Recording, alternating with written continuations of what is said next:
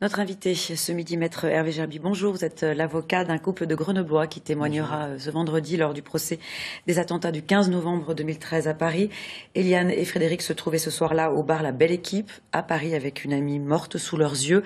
Depuis combien de temps préparez-vous ce procès avec vos clients? C'est un petit peu plus d'un an que nous préparons. Quand je les rencontre, ils ont essayé pendant plusieurs années d'oublier autant que faire se peut cette période-là, même si effectivement dans leur quotidien et notamment pour mon client, le vécu du quotidien était très difficile, avec des difficultés professionnelles, des difficultés à surmonter la douleur psychique, le traumatisme psychique. Je les revois au moment où on commence judiciairement à préparer ce procès. Donc ils sont dans un tempo où il y a ce rendez-vous judiciaire qui est important et il faut savoir se déterminer, on y va ou on n'y va pas. Donc je ne sais pas encore si moi je vais être investi.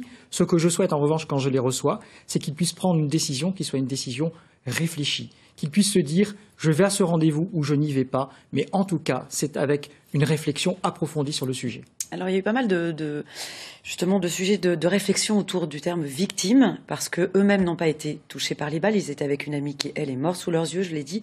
Ceci dit, pour vous, ce sont vraiment des victimes à part entière. Il n'y a pas de débat.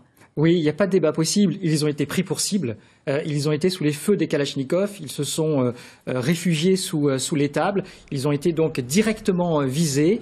Ils ne sont pas blessés physiquement, mais il y a une blessure psychique qui est énorme.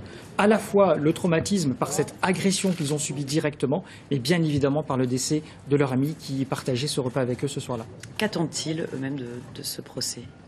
Je crois qu'il y a d'abord un nécessaire ancrage dans la réalité, c'est de remettre tout ça dans un élément de réalité, de temporalité. Et puis, il y a cette culpabilité du syndrome des survivants. Ils vont aller le déposer, c'est-à-dire que ce n'est pas à eux de porter cette culpabilité. Ce sont aux terroristes qui sont dans le box.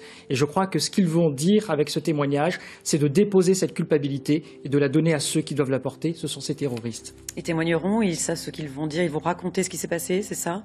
On est en train de préparer effectivement ce témoignage qui va durer une vingtaine de minutes, donc il faut qu'il soit le plus efficace possible pour eux, autant que pour la justice. Alors, on a vu des images, on voit des images, on l'a dit, un procès hors norme. Qu'attendez vous, comment vous l'appréhendez ce procès en tant qu'avocat ?